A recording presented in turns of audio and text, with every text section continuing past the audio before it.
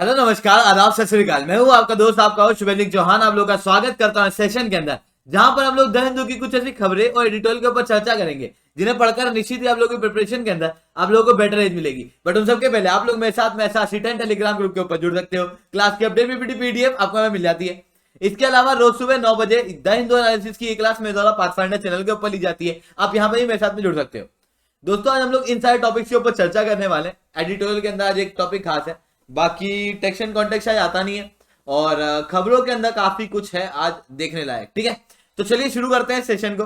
सबसे पहले बात करते हैं एडिटोरियल के ऊपर। देखो यार, एडिटोरियल शुरू करने से पहले एक इंपॉर्टेंट कॉन्सेप्ट है ना। आप लोगों ने सुना होगा शब्द ग्लोबल साउथ और ग्लोबल नॉर्थ। क्या होता है ये? देखो, ग्लोबल नॉर्थ आपने अमेरिका और रशिया वाले ब्लॉक देखे होंगे ना, कि एक तरफ रशिया हो गया एक तरफ अमेरिका हो गया। तो अमेरिका है ये, ठीक है, और ये है रशिया। रशिया और इन दोनों की टीम में कौन कौन थे? तो आपको याद आएगा कि यार कनाडा था और ये वेस्टर्न यूरोप था, ईस्टर्न यूरोप था। तो ये मतलब वो ब्लॉक है जो कंप्लीटली अलाइंड है। साथ में ऑस्ट्रेलिया भी ले लो, ये भी अलाइंड है इन लोगों से। वहीं एक नॉन अलाइनमेंट वाले थर्ड वर्ल्ड कंट्री भी हुआ करती थी। ये जो थर्ड वर्ल्ड कंट्री, अगर इसको आप ध्यान से देखोगे ना, तो ये आपको यहां पर दिखेगी इस मैप के अंदर, इस जगह पे। और ये तो किसी की टीम में है नहीं, अंटार्कटिका, तो इसको भी हम लोग थर्ड वर्ल्ड कंट्री में मान लेते हैं। तो ऐसे करके क्या हो गया कि अगर आप ध्यान से देखोगे तो जितनी भी सदर्न कंट्री है वो कैसी है? Third world countries. तो इन्हें ग्लोबल साउथ से रिप्रेजेंट किया जाता है। वहीं ऊपर वाली जो कंट्री है इन्हें ग्लोबल नॉर्थ कहा जाता है। ग्लोबल नॉर्थ जो अलाइंड है, ग्लोबल साउथ जो नॉन अलाइंड है, थर्ड वर्ल्ड है। ठीक है, अभी रिसेंटली आपको क्या देखने को मिल रहा है कि ग्लोबल साउथ की जो इंपॉर्टेंस है वो धीरे धीरे करके बढ़ रही है। क्यों बढ़ रही है साहब? तो बात बहुत सिंपल सी है, बात बहुत साधारण सी है कि अभी अभी देखने को मिल रहा है कि अमेरिका की हेजीमनी कम हो रही है। उसी दौरान में रशिया जो है वो अपनी हेजीमनी दिखा रहा है, और रशिया जो है वो नेचुरल रिसोर्स वगैरह का प्रयोग दिखा रहा है, अपनी मिलिट्री माइट का प्रयोग दिखा रहा है। जब रशिया अपनी मिलिट्री माइट का प्रयोग दिखा रहा है तो अमेरिका क्या कर रहा है? रशिया को कमजोर करने की कोशिश। जब रशिया को कमजोर करने की कोशिश कर रहा है तो रशिया किसकी तरफ जा रहा? चाइना के पास जा रहा। जब चाइना के पास जा रहा रशिया है, चाइना खुद थर्ड मतलब ग्लोबल साउथ का पार्ट है। वहीं दूसरी तरफ आपको यूएस दिखेगा। यूएस के पास में अब चाइना और रशिया के जॉइंट अलायंस को तोड़ने के लिए कुछ चाहिए, तो वो क्या कर रहा है? यूरोपियन यूनियन के क्लोज जा रहा है, जहां पर यूरोपियन यूनियन अपने आप को मिलिटराइज कर रहा। अब इन सारे सिस्टम को कोई रोक सकता है? तो वो रोक सकता है ग्लोबल साउथ, क्योंकि ग्लोबल साउथ के पास में ऐसी चीज है कि दोनों से अलाइन नहीं होते, जिसके कारण से क्या कर सकते हैं? दोनों के बीच में चेंजेस जो है वो कर सकते हैं। अब ग्लोबल साउथ की पोजीशन क्या है आज के समय पे, थोड़ा उसके ऊपर बात करते हैं। तो मैंने बताया ग्लोबल साउथ के अंदर जो देश है, इंडिया आ जाएगा, चाइना आ जाएगा, अफ्रीकन देश आ जाएंगे, साउथ एशियन देश आ जाएंगे, वेस्ट एशियन देश आ जाएंगे, है ना, साउथ ईस्ट एशियन देश जो है वो इसके अंदर इन्वॉल्व है। ठीक है, साउथ अफ्रीका के देश जो है वो इसके, साउथ अमेरिका के देश जो है वो इस ग्लोबल साउथ के अंदर आ जाते हैं। जब हम लोग ग्लोबल साउथ की बात कर रहे हैं तो ग्लोबल साउथ ने वर्ल्ड अभी जो ये वॉर चल रहा है यूक्रेन का, इसे क्रिटिसाइज किया, बोला कि ये चीज जो हुई वो गलत है। पर इन्होंने अमेरिका की बात मान के इस बार रशिया के ऊपर सैंक्शन प्रतिबंध वगैरह नहीं लगाए, ना ही उन चीजों को सपोर्ट किया, क्योंकि ग्लोबल साउथ के अधिकतर देश जो है वो रशिया के ऊपर डिपेंडेंट है, एनर्जी के लिए, फ्यूल के लिए, फर्टिलाइजर के लिए, वीट के लिए, कमोडिटी के लिए और डिफेंस इक्विपमेंट के लिए। वहीं दूसरी तरफ जो ग्लोबल साउथ के कुछ देश हैं, लेबनान है, इराक है, लीबिया है, अफगानिस्तान है, यमन है, सीरिया है, माली है, इन सारे देशों की आज ऐसी हालत ऐसी क्यों हुई? क्या कारण है? कॉलोनियलिज्म। क्या कारण है? अमेरिका का इंपीरियलिज्म। जब ये सारे कारण हैं तो ये लोग ऑलरेडी वेस्टर्न देशों से पक चुके हैं, तो इस कारण से इन्होंने रशिया के ऊपर सैंक्शन इस बार नहीं लगाए, नहीं इन्होंने रशिया के खिलाफ कुछ किया है, बस क्रिटिसाइज किया रशिया ने जो किया वो गलत किया। साथ में यही देश देख रहे हैं कि कोविड-19 की जब वैक्सीन हम लोगों के पास में नहीं थी, अधिकतर वेस्टर्न देशों के पास में थी, यूरोपियन देशों के पास में थी, इंडिया चाइना के पास में थी, अफ्रीकन देशों के पास में नहीं थी, साउथ अमेरिकन देशों के पास में नहीं थी। उस समय पे कहा गया कि पेटेंट लॉ को कमजोर कर दो। इंडिया और साउथ अफ्रीका ने मिलके वर्ल्ड ट्रेड ऑर्गेनाइजेशन के अंदर ये प्रपोजल रखा, पर इंडिया और साउथ अफ्रीका ने जब ये प्रपोजल रखा तो उस प्रपोजल को इन्हीं वेस्टर्न देशों ने पास नहीं होने दिया। जर्मनी वगैरह इसके अंदर इन्वॉल्व थे। तो अब यही चीज ग्लोबल साउथ देख रहा है, तो उसके कारण से ग्लोबल साउथ को समझ में आ गया, देखो अपना अपना सब भला कर रहे हैं, हम भी अपना भला करें।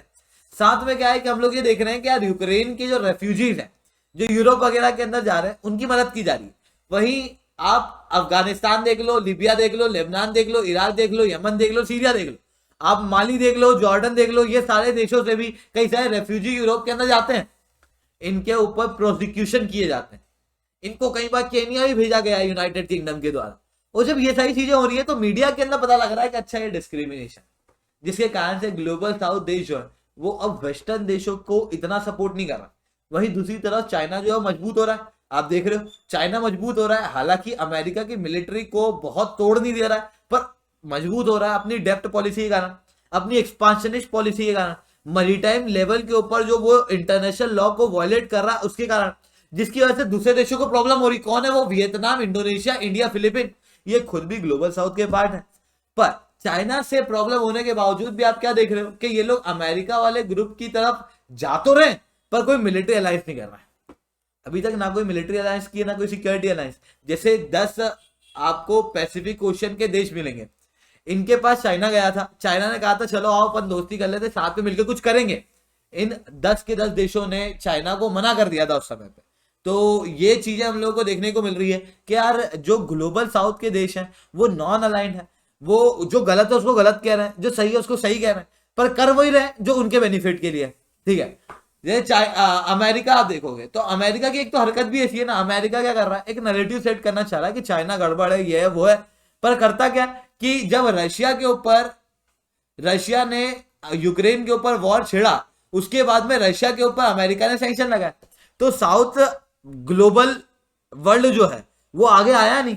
जब साउथ वर्ल्ड आगे आया नहीं तो उस समय पे अमेरिका को लगा अरे ये तो हमारी बेइज्जती हो गई, तो अमेरिका ने एक बिल पास किया जिसके अंदर कहा कि अफ्रीकन राज्य को हम लोग देखेंगे, मॉनिटर करेंगे, और अगर वो रशिया के लीडर के साथ में एंगेज करते तो हम लोग पनिश करेंगे। अमेरिका पनिश करने की बात कर रहा है। दूसरी तरफ चाइना कह रहा है कि हम लोग आपके डेप्थ को माफ कर देंगे, लगभग 17 कंट्री के डेप्थ को चाइना माफ करने की बात कर रहा है, जैसा इंडिया ने 2003 के अंदर किया था। तो इनको समझ में आ गया कि यार हम लोगों का भला जो है वो नॉर्थ देश नहीं कर सकते, हम लोगों का कोई बेनिफिट कर सकता है तो वो साउथ देश कर सकते हैं। ये पेटेंट वाली चीज से भी समझ में आता है। कोविड-19 के जब वैक्सीनेशन की बात हुई तो वो किसने की? इन ग्लोबल साउथ के देशों की तरफ से इंडिया और साउथ अफ्रीका ने। वैक्सीन किसने पहुंचा? ग्लोबल साउथ के देशों के पास में इंडिया ने। तो ये दर्शाता है कि यार ग्लोबल साउथ के देशों का कोई बेनिफिट कर सकता है तो वो ग्लोबल साउथ के देश ही कर सकते हैं, जिसके कारण से ये आपस में हम नेगोशिएशन जो है वो बढ़ा रहे हैं। वहीं दूसरी तरफ क्या है कि ये भी देखने को मिल रहा है कि कंप्लीटली नॉन अलाइनमेंट है, अभी भी वो चीज दिख रही है। जैसे आप इंडिया को देख लो, इंडिया जो है वो रशिया से तेल ले रहा है वेस्टर्न प्रेशर के दौरान भी। वहीं दूसरी तरफ अमेरिका के साथ में लेमोआ किया हुआ, जिसके अंदर लॉजिस्टिक एक्सचेंज मेमोरेंडम है वो, ठीक है। वहीं तीसरी तरफ रशिया के साथ में international north south transport corridor को डेवलप करने की बात की गई है, और वो काफी हद तक डेवलप भी कर लिया गया। रशिया के साथ में वॉस्टॉक एक्सरसाइज किए तो अमेरिका के साथ में रिम्पेक एक्सरसाइज करने की बात की गई, ठीक है। तो आप लोगों को क्या दिख रहा है? हम लोगों को ये दिख रहा है कि जो ग्लोबल साउथ है वो नॉन अलाइनमेंट की तरफ तो काम कर ही रहा है, साथ में अपने बेनिफिट के लिए काम कर रहा है। उसको ये समझ आ चुका है कि उसका बेनिफिट कोई कर सकता है तो ग्लोबल साउथ कर सकता है। साथ में पहले क्या होता था, जियो पॉलिटिक्स की बात करते थे, अच्छा वो देश ऐसा कह रहा है तो हम लोग भी उससे मदद ऐसे ले लेंगे, ये कर लेंगे वो कर लेंगे। पर अब हम लोगों को समझ में आ गया, हम लोगों को क्या समझ में आ गया कि देखो जियो पॉलिटिक्स से कोई इंपॉर्टेंट है तो वह जियो इकोनॉमिक्स। और जितने भी अमेरिका जैसे देश हैं, चाइना जैसे देश हैं, जितने भी बड़े बड़े देश हैं, ये आपस में क्या कर रहे हैं, ये ग्लोबल इकोनॉमिक्स के ऊपर फोकस कर रहे हैं, ग्रो कर रहे हैं। तो ग्लोबल साउथ के देश भी अब इकोनॉमी के ऊपर फोकस करने की कोशिश कर रहे हैं। जैसे अमेरिका ने अभी अपनी स्ट्रेटेजी निकाली थी जिसके अंदर उसने कहा था कि हम लोग ग्लोबल साउथ के वो देश जो रशिया के बहुत ज्यादा क्लोज है उसको पनिश करने के लिए उनको डॉलर का प्रयोग नहीं करने देंगे, मतलब हम लोग सैंक्शन लगा देंगे। तो उसकी दौरान में क्या हुआ, एशियन देशों ने चाइना के साथ में करेंसी स्वैप एग्रीमेंट कर लिया, इंडिया ने रशिया के साथ में कर लिया, और भी कई सारे देशों के साथ में हो गया। साथ में कई सारे मल्टीलेटरल इंस्टीट्यूशन हम लोगों को देखने को मिलेंगे, जैसे ब्रिक्स भी एक इंस्टीट्यूशन है, African union, Asian community of Latin America, Caribbean state, ये सारे कौन है? ये सारे ग्लोबल साउथ के देशों के मल्टीलेटरल ऑर्गेनाइजेशन है जो अब धीरे धीरे करके डेवलप कर रहा है। इंटरनेशनल पॉलिटिक्स के अंदर बड़ा नाम जो है वो डेवलप हो रहा है। इसके अलावा क्वाड ने एक एग्रीमेंट साइन किया है defence disaster relief and assistance से रिलेटेड। क्वाड के अंदर अलग अलग लेवल पे मंत्रिमंडल मिलता है, अधिकतर फॉरेन मिनिस्टर मिलते हैं। इस बार जो है क्वाड के अंदर अमेरिका, ऑस्ट्रेलिया, जापान और इंडिया के फॉरेन मिनिस्टर मिले, और उस दौरान में HADR यानी कि humanitarian assistance and disaster relief को इफेक्ट देने के लिए एक एग्रीमेंट साइन किया गया। ये एग्रीमेंट एक्चुअल में है ह्यूमैनिटेरियन असिस्टेंस देने के लिए आपस में, और साथ में यूनाइटेड नेशन जनरल असेंबली का प्रयोग करने के लिए। यूनाइटेड नेशन जनरल असेंबली का प्रयोग करके इंटरनेशनल लेवल पे ऐसा डेवलपमेंट किया जाएगा ताकि डिजास्टर रिलीफ हो और असिस्टेंस हो। और ये काफी ज्यादा काम आएगा जब क्लाइमेट चेंज की बात हो रही है। क्लाइमेट चेंज के दौरान में हम लोग को डिजास्टर के इंसिडेंट्स जो है बढ़ते हुए दिखाई दे रहे हैं। ऐसे केस में क्वाड देश जो इंडो पैसिफिक रीजन की बात करते हैं, इंडो पैसिफिक रीजन समुद्र के आसपास वाला रीजन है। क्लाइमेट चेंज होना मतलब समुद्र का तापमान बढ़ना, ऐसे कंडीशन में समुद्र का लेवल भी बढ़ेगा। ऐसी कंडीशन के अंदर ये देश जो है वो काफी ज्यादा मजबूती से सामने आ सकते हैं, इंडो पैसिफिक रीजन के अंदर सच रूप में डेवलपमेंट जो है वो कर सकते हैं। ठीक है, इसके अलावा G4 देश, G4 देश कौन कौन से हैं? तो जर्मनी आपने देखा होगा, इंडिया है। ठीक है, आप लोगों को जर्मनी, इंडिया, ब्राजील, जापान ये देश देखने को मिलेंगे। अब आप इनके अंदर देखोगे तो जर्मनी और जापान ये दो देश वो हैं जो कि अलाइड फोर्स के खिलाफ थे। ठीक है, एक इंपेरियलिज्म चला रहा था वर्ल्ड वॉर के दौरान में यहाँ पर, है ना। तो दूसरी तरफ हम लोगों को फैसिज्म भी देखने को मिल रहा था इटली की तरफ से, है ना। वहीं नाजिज्म जो है वो हम लोग को जर्मनी की तरफ से देखने को मिल रहा था, और ये ग्रुप जो है वो हार गया था। अब ये लोग हार गए तो जीते कौन थे? जीते थे वो जो परमानेंट मेंबर की सीट आज पकड़ के बैठे हुए हैं। तो जर्मनी और जापान को परमानेंट मेंबर की सीट मिली नहीं यूनाइटेड नेशन सिक्योरिटी काउंसिल के अंदर। वहीं इंडिया जो है उसका डेवलपमेंट काफी हो रहा है। वहीं अगर आप याद करोगे तो साउथ अमेरिका, एक बार आप यूनाइटेड नेशन जनरल असेंबली के देशों को याद करो, आपको याद आएगा United kingdom, France, US, Russia और चाइना। इसके अंदर से कौन सा अफ्रीकन देश आपको दिखाई दे रहा है परमानेंट मेंबर के रूप में? इसके अंदर से कौन साउथ अमेरिकन देश आपको दिखाई दे रहा है परमानेंट मेंबर के रूप में? तो साउथ अमेरिकन देश ब्राजील एक बहुत बड़ा स्टेक होल्डर है यूनाइटेड नेशन सिक्योरिटी काउंसिल के अंदर परमानेंट सीट मांग करने के लिए। ऐसी कंडीशन के अंदर ये G4 बनी थी। इस G4 का काम था यूनाइटेड नेशन सिक्योरिटी काउंसिल के अंदर मांग करना फॉर द परमानेंट सीट, और रिसेंटली वो मांग जो है वो यूनाइटेड नेशन सिक्योरिटी काउंसिल ने रखी है। उसी दौरान में जेलेंस्की के द्वारा भी एक स्टेटमेंट आया जिसके अंदर यूक्रेन के जो लीडर हैं उन्होंने कहा है कि क्यों इंडिया, जापान और यूक्रेन जो है वो यूनाइटेड नेशन सिक्योरिटी काउंसिल के परमानेंट मेंबर के अंदर भागीदार नहीं है। इसके अलावा यूनाइटेड स्टेट्स के प्रेसिडेंट ने भी ये कहा है कि इंडिया को सपोर्ट मिलना चाहिए और इंडिया को यूनाइटेड नेशन सिक्योरिटी काउंसिल के अंदर परमानेंट मेंबरशिप मिलनी चाहिए। अभी इंडिया जो है वो इलेक्ट होके टेम्पररी मेंबर के रूप में सिक्योरिटी काउंसिल के अंदर आया हुआ है। ठीक है, इसके अलावा ओडिशा के अंदर न्याय घर करके एक जगह है जहां पर एक नया तरीके से चाइल्ड मैरिज को रोकने की कोशिश की जा रही है। देखो, चाइल्ड मैरिज कई बार होती है पर वो ऑफिशियल रिकॉर्ड में आती नहीं है, जिसके कारण से जो क्राइम करता है वो पकड़ाता नहीं है। इवन पुलिस वाले भी कई सारी शादियों में जाते हैं और मस्त खा पी के आ जाते हैं और फिर बोलते हैं अच्छा चाइल्ड मैरिज थी, कोई बात नहीं, चलो। तो ऐसी भी चीजें होती हैं क्योंकि रिश्तेदार हैं तो कुछ कह नहीं सकते। तो इन चाइल्ड मैरिज को प्रोसिक्यूट करने के लिए न्यायगढ़ जो कि ओडिशा के अंदर जगह है, ये अपने आंसर के एग्जाम्पल के अंदर आप लोग लिख सकते हो।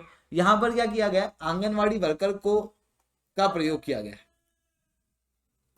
ये डायरेक्ट प्री वगैरह में काम नहीं आएगा पर मेंस के आंसर के अंदर ना ऐसे रीजनल बेस अगर आप एग्जांपल लिखते हो ना तो ये काफी इफेक्ट देता है, एक बेटर मार्क्स फेच मिलते हैं। ठीक है, तो आंगनवाड़ी वर्कर्स को इन्होंने क्या किया, लगभग 1500 के आसपास आंगनवाड़ी वर्कर्स है।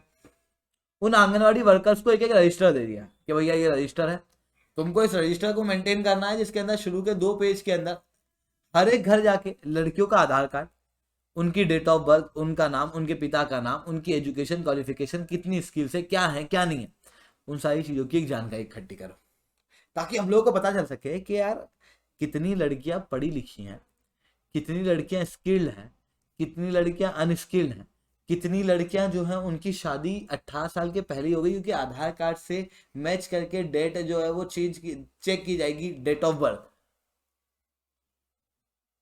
तो ऐसी कंडीशन के अंदर फिर इन्हीं आंगनवाड़ी के जो रजिस्टर हैं इससे लिंक किया जाएगा पुलिस स्टेशन, और अगर पता चलता है कि कहीं पे चाइल्ड मैरिज हुई है या होने वाली है, ऐसी कंडीशन में पुलिस से इमीडिएट एक्शन दिलवाए जाएंगे। तो ये लोकल बॉडी के द्वारा एक बहुत ही इंपॉर्टेंट डेवलपमेंट है, ठीक है। और 2020 से 2030 के बीच में ये चीज की जा रही है। इसके अलावा डॉक्टर बी आर अम्बेडकर आपको बताओगे, ठीक है। तो सिलेबस के अंदर तो डायरेक्टली लिखा है कि 18वीं शताब्दी के बाद का Bharat, mid of the 18th century के बाद का इतिहास भारत का, और इम्पोर्टेंट पर्सनालिटीज वगैरह।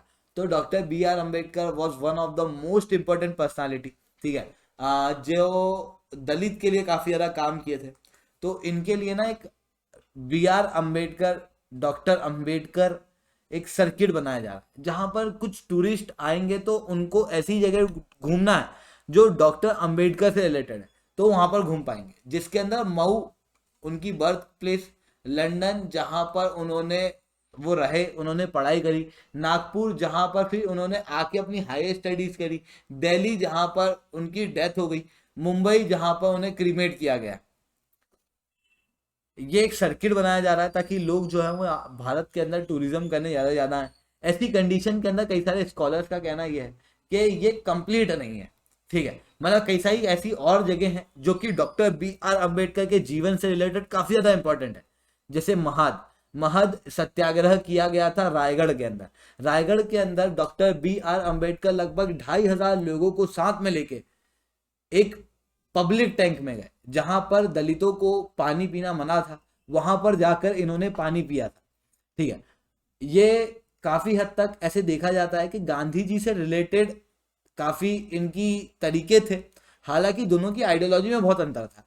जैसे doctor B R Ambedkar Manusmriti जलाते हैं, तो महात्मा गांधी जो है वो कहते हैं फॉरेन गुड जला दो।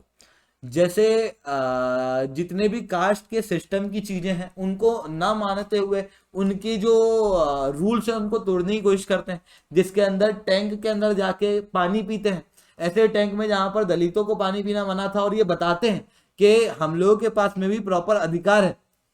वैसे ही महात्मा गांधी के द्वारा भी क्या किया जाता है, सिविल डिसोबीडियंस मूवमेंट के कानून हम भी तोड़ेंगे, नमक वो भी बनाते हैं जाके समुद्र के पास में, ठीक है। तो ये जो तरीके हैं ये दिखाते हैं कि यार दोनों के तरीकों के अंदर काफी ज्यादा सिमिलरिटी देखी जाती है। हालांकि दोनों की आइडियोलॉजी, दोनों के जो समझ है चीजों को लेके, वो काफी ज्यादा अंतर है। जैसे महात्मा गांधी जो है वो भारत का एक ग्लोरीफाइड इतिहास बताते हैं कि भारत का इतिहास बहुत बेहतर रहा है। वही doctor B R Ambedkar was English educated. तो इनका कहना यह था कि देखो यार भारत जो है वो डेवलप आज हो रहा है, और ब्रिटेन के यानी कि कॉलोनियल रूलर्स के भारत के अंदर आने से भारत के अंदर काफी ज्यादा डेवलपमेंट भी हुआ, ठीक है। तो कई सारे टूरिस्ट, कई सारे एक्सपर्ट का मानना है कि रायगढ़ को भी इस सर्किट के अंदर इंक्लूड होना चाहिए था। साथ में पुणे करके एक जगह है, पुणे आप सबको पता ही होगा। तो हुआ कुछ ऐसा था कि जब सेकंड राउंड टेबल कॉन्फ्रेंस खत्म हुई, सेकंड राउंड टेबल कॉन्फ्रेंस के बाद में कम्युनल अवार्ड दिया गया था। महात्मा गांधी नहीं चाहते थे कि कम्युनल अवार्ड मिले दलितों को। ऐसा क्यों नहीं चाहते थे? क्योंकि सीधी सी बात यह है कि उसकी वजह से सेपरेट इलेक्टोरेट क्रिएट होता, और ये जो कम्युनल अवार्ड था ये लगभग 78 के आसपास, 78 थी सीट्स। 70 मतलब स्पेक्ट्रम के अंदर दो अलग अलग जगह अलग अलग सीट लिखी है, कहीं पे 78 लिखा है, कहीं पे 72 लिखा है। नॉट वेरी इंपॉर्टेंट कि कितनी नंबर ऑफ सीट्स थी, पर ये जो सारी सीट्स थी ना ये एक साथ एक सेंट्रल जगह पे दी गई थी। जिसके कारण से क्या होता, दलित जो है उनकी एक सेपरेट आइडेंटिटी एक रीजन वाइज बन जाती। और जब देश आजाद होता तो फिर अलग देश की मांग की जाती, क्योंकि doctor B R Ambedkar already इस चीज की मांग कर भी रहे थे कि दलित जो है वो हिंदुओं का भाग नहीं है, इसे हिंदुओं के अंदर मिक्स ना किया जाए, ये एक सेपरेट आइडेंटिटी है। इस तरीके की बात already doctor B R Ambedkar द्वारा कर दी गई थी। जिसके बाद में महात्मा गांधी नहीं चाहते थे कि यार नहीं सेपरेट आइडेंटिटी क्रिएट हो, ये चाहते थे कि यार दलित जो है वो हिंदुओं के साथ में रहे, साथ में मतलब जब इंडिया के अंदर ना यूनिटी देखने को मिले। क्योंकि सेपरेट इलेक्टोरेट होगा एक रीजन के अंदर तो सेपरेट आइडेंटिटी क्रिएट कर जाएगी, आपस में पावरफुल हो जाएंगे, जिसकी वजह से और साथ में क्या अपने आप को सेपरेट एनालाइज करने लगेंगे, जिसके कारण से शायद आगे जाके एक अलग देश की मांग भी कर जाए। तो इस तरीके की सिचुएशन जो है वो देखने को मिल रही थी। तो महात्मा गांधी उस समय पे जेल में थे पुणे के अंदर। जैसे ही कम्युनल अवार्ड आया कांग्रेस से तो उसके ऊपर कोई रिएक्शन नहीं दिया, पर महात्मा गांधी अनशन पे बैठ गए। जब महात्मा गांधी अनशन पे बैठे तो डॉक्टर बी आर अम्बेडकर को वहां पर यरवड़ा जेल में ले जाया गया था। तो डॉक्टर बी आर अम्बेडकर जब यरवड़ा जेल के अंदर पहुंचते हैं तो उस दौरान में महात्मा गांधी द्वारा कहा जाता है तुम चिंता मत करो, तुमको 78 सीट दिए ना, मैं 140 से ज़्यादा सीट दूंगा, पर जॉइंट इलेक्टोरेट के अंदर रिजर्व सीट के रूप में, सेपरेट इलेक्टोरेट नहीं। जिसके बाद में महात्मा गांधी ने क्या किया था, जितनी भी सीटें थी जो दलितों के लिए रिजर्व थी वो पूरे देश के अंदर बंटवा दी थी, ताकि एक रीजन की सेपरेट आइडेंटिटी क्रिएट ना हो। साथ में दलितों के लिए अलग से फिर काम करना शुरू किया था, जहां पर हरिजन कैंपेन चलाया था पूरा, ताकि दलितों को भी उनके अधिकार मिले। ठीक है, इस तरीके से वहां पर हुआ था। और जो पैक्ट हुआ था इस चीज का, रिजर्व सीट का, उसे कहा जाता है पुणे पैक्ट, जो कि हुआ था महात्मा गांधी और डॉक्टर बी आर अम्बेडकर के बीच में। तो कई सारे लोगों का कहना है कि यार पुणे को भी इस बी आर अम्बेडकर सर्किट के अंदर इंक्लूड किया जाना चाहिए।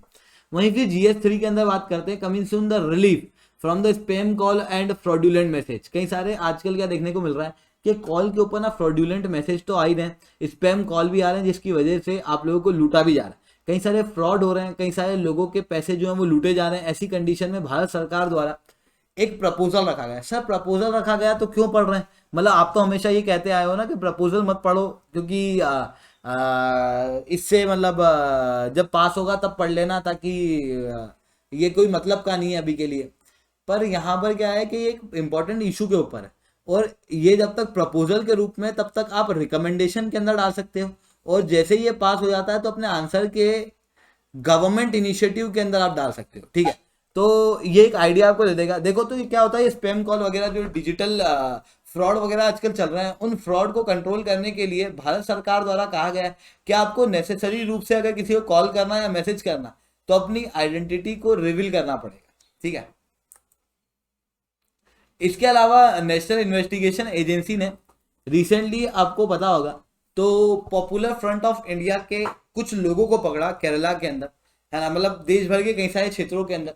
और उसके बाद में एक हिट लिस्ट निकली, जो कि केरला कोर्ट के सामने प्रस्तुत की गई, जो 10 अरेस्टेड लोगों के पास में से मिली थी, उनके डॉक्यूमेंट में से। और इसके अंदर अनलॉफुल एक्टिविटीज क्लियरली दिखाई दे रही थी।